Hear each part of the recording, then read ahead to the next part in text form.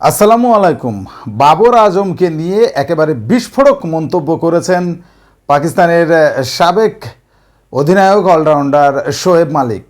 বাবর আজম নাকি নেপাল দলেও জায়গা পাবে না বর্তমানে তার যে অবস্থা।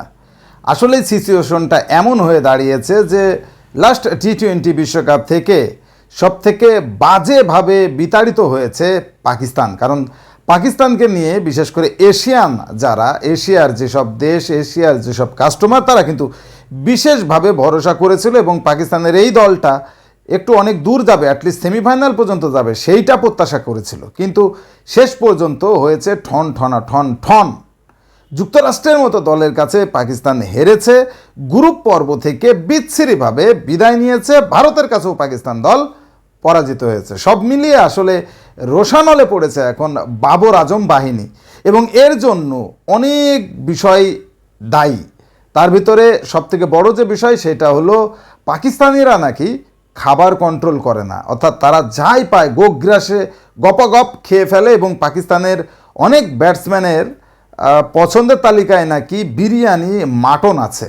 চিন্তা করেন, বিরিয়ানি মাটন খেলে কোনোভাবেই তো হেলথ ঠিক রাখা যাবে না। এমনকি অনেক প্লেয়ার আছে যারা অনুশীলন শেষে নাকি সফট ড্রিঙ্কস খায় এবং যাদের সফট ড্রিঙ্কস লাগবে। তাহলে যদি তারা একদিকে খেলাধুলা করছে আবার একদিকে ফিটনেস ধরে রাখার জন্য চেষ্টা করছে না, মূলত কথা আসছে ফিটনেসের জায়গাটা একজন ক্রিকেটারের। আসলে ভালো ক্রিকেট খেলতে গেলে তার ফিটনেসটা অনেক বড় একটা ব্যাপার। যেমন দেখেন, আপনারা আজম খানের দিকে তাকান।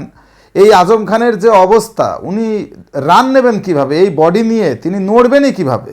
বাবর আজমের অবস্থাও তাই, ফিটনেসের অবস্থা যাচ্ছে তাই খারাপ। এবং আমার কাছেও মনে হয়েছে গোটা বিশ্বকাপে পাকিস্তানের যে পরিস্থিতি, তাতে করে পাকিস্তানের প্লেয়ারদের মতো এত বাজে ফিটনেস আর কোনো দলেরই ছিল না এবং ফিল্ডিংয়েও সেই ছাপ পড়েছে, বিচ্ছিরি বাজে ফিল্ডিং করেছে পাকিস্তান।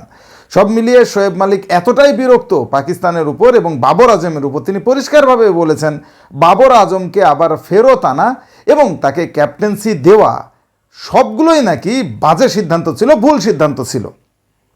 এখন দেখেন, শোয়েব মালিক যে জিনিসটা আরও ক্লিয়ার করেছে যে বাবর আজমের যে ফিটনেস এখন এবং তার যে শারীরিক কন্ডিশন, এতে করে সে বিশ্বের কোন ভালো 5টা দলের চান্স পাবে, সুযোগ পাবে। এর ভিতরে তিনি বলেছেন অস্ট্রেলিয়া, ইংল্যান্ড, এইসব দলে কোনোভাবেই তো বাবর আজমকে নিবে না। বিশেষ করে টি-20 দলে নেওয়ার প্রশ্নই ওঠে না, বাবর আজমকে নেপাল দলও নেবে না। চিন্তা করেন, এই জায়গায় আসলে কথাটা আসছে, মানে কতটা মনের ক্ষোভ থেকে এমন কথা বলেন একজন প্রাক্তন ক্যাপ্টেন, একজন প্রাক্তন অলরাউন্ডার, যিনি অনেক কিছু দিয়েছেন পাকিস্তান ক্রিকেটকে। সেই শোয়েব মালিক একেবারেই মেনে নিতে পারছে না বাবর আজমের এই পারফরমেন্সকে, অ্যাজ লাইক আপামর দর্শক এবং পাকিস্তানিরাও যেভাবে মেনে নিতে পারেনি বাবর আজমের এই পারফরমেন্স। সত্যি এতটা বিচ্ছিরি খেলেছে পাকিস্তান, বিশেষ করে বাবর আজমের কোনো কিছুই ঠিক ছিল না। এবং পাকিস্তান টিমেরও দেখেন, bowling side up, batting side, fielding side, কোনো সাইডই কিন্তু পাকিস্তানের ভালো হয়নি, যার কারণে তারা যুক্তরাষ্ট্রের মতো দলের কাছে বিশ্বকাপে হেরেছে। এবং এটা একেবারে শকিং ছিল যে সুপার 8 জায়গা পেল না পাকিস্তান।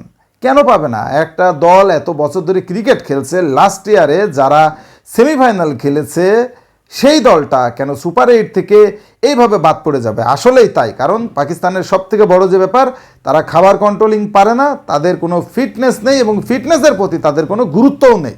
ক্রিকেটের জন্য সবথেকে বড় যে ব্যাপারটা সেটা কিন্তু ফিটনেস। সেই ফিটনেসের জায়গায় যদি আপনি গুরুত্ব না দেন, তাহলে দিনকে দিন আপনার শারীরিক কন্ডিশন অবনতির দিকে যাবে, যেটা আসলে ক্রিকেটের সাথে যায় না। ক্রিকেটে ফিটনেসটা এবং হেলথ, মানে স্বাস্থ্যকে নিয়ে চিন্তা করতে হবে আপনার। আপনি যদি স্বাস্থ্যের দিকে না তাকান, তাহলে দিনকে দিন আপনি আজম খানের মতো হয়ে যাবেন এবং আপনার পারফরমেন্সও আজম খানের মতো হয়ে যাবে। শোয়েব মালিকের এই কথার সাথে কি আপনি একমত? কমেন্টসে জানান। স্পোর্টসের সর্বশেষ আপডেট জানতে স্পোর্টস চ্যানেলটি এক্ষুনি সাবস্ক্রাইব করে বেল আইকন বাজিয়ে দিন। ধন্যবাদ।